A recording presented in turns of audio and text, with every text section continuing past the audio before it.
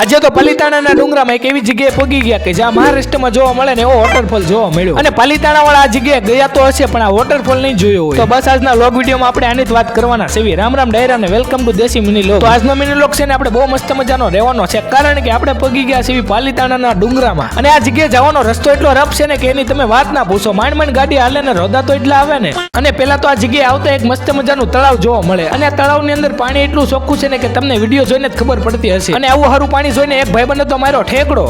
અને આ જગ્યાનું નામ છે ખોડિયાર ગાળો અને અહીંયા ખોડિયાર માતાજીનું મંદિર છે ને મસ્ત મજાનું પાણીનું ઝરણું પડે છે. પણ એક એવી જગ્યા બતાવવાના છે ને કે લગભગ તમે નહીં જોયું હોય. પણ એની પેલા ઉભા રહો, મારી અંદરનો શાહરુખ ખાન કાઢું.